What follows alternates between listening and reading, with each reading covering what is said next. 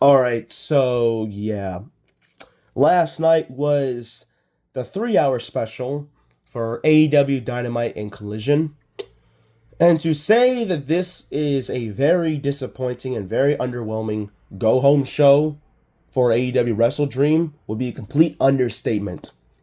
But not only that, just for me saying the word AEW Wrestle Dream, if you have not been watching for like the past week or so, you probably forgot about it. You probably didn't even recognize that it was even here. You probably didn't recognize that we even had the whole discussion about AEW.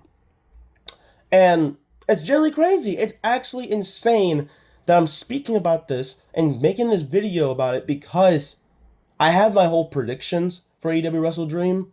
But looking at the card alone, do I really care about most of the matches that are on the show?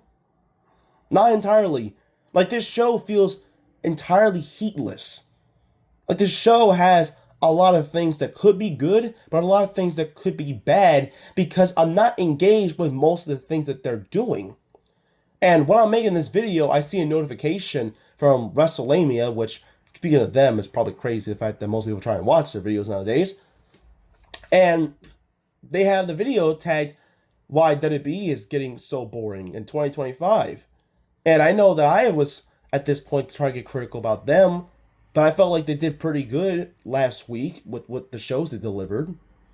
So I don't know why it's not really changing much when it comes to AEW. I just don't understand.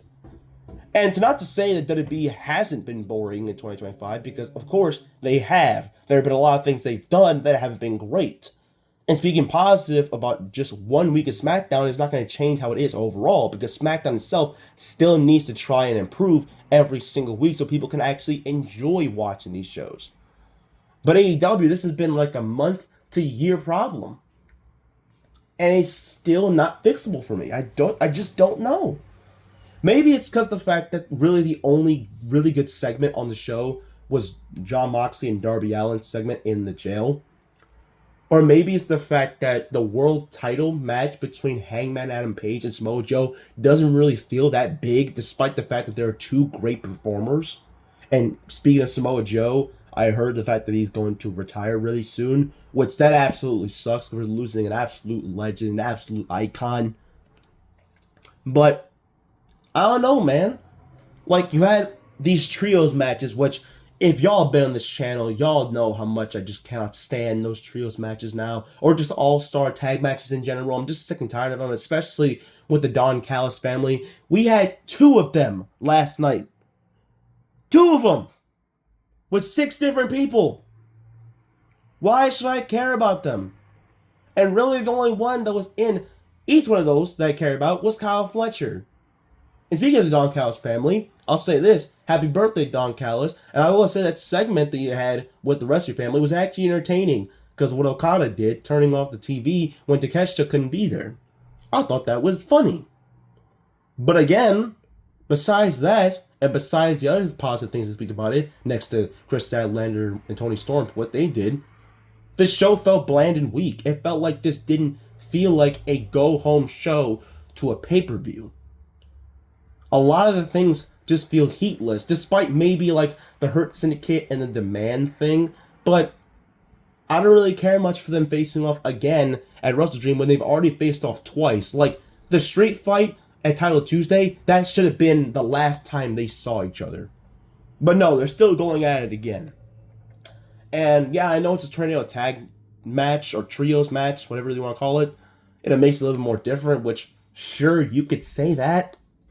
Sure, but where's most of the type of, like, where's the, like, dense, like, where is the actual feeling right now? Because I'm not feeling it. I'm not feeling Wrestle Dream right now. It's the same thing how I felt for Forbidden Door, where Forbidden Door, the build-up itself, didn't feel like Forbidden Door at all. And even the pay-per-view itself kind of felt weak. It felt like it was missing something. It felt like it needed a thing to try and kick it to the next gear. Now, I'm not saying this show is going to be bad, because, like I said last week, AEW definitely delivers when it comes to the in-ring quality of their pay-per-views, because they're the more in-ring quality focused company.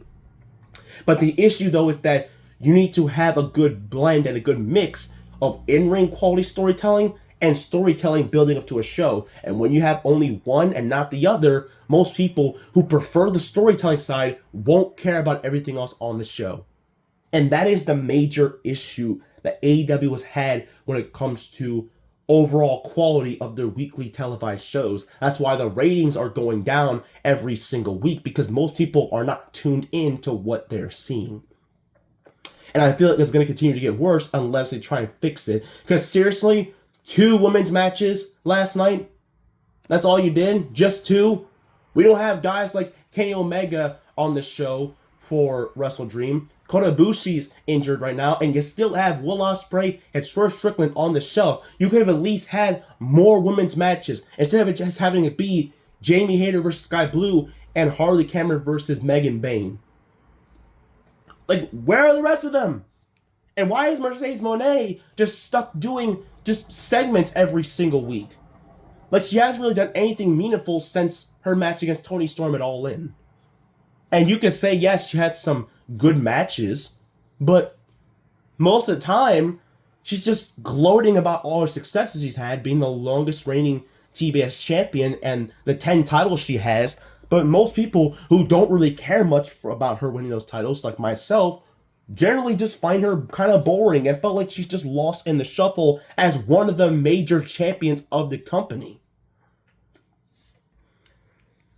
I don't know, man. I don't know what's going on. But it's not just AEW that I have to try and talk about. It's what I saw 24 hours ago, and just what I saw today as well, about Andrade. Now, Andrade, of course, returned to AEW a few weeks ago, and for the past few weeks, he's been gone from AEW television, generally making people question if he maybe returned back to WWE, or maybe AEW just forgot about him. And now we just found out, like, not too long ago, why.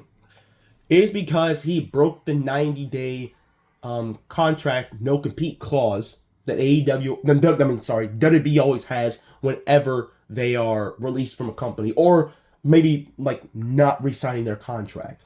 It's different with some people, like Aleister Black. He didn't have no-compete clause, so he was able to go to AEW freely. But Andrade, he had it, and it looked like he maybe either forgot about it, or he just probably didn't care, and he decided to sign with AEW regardless.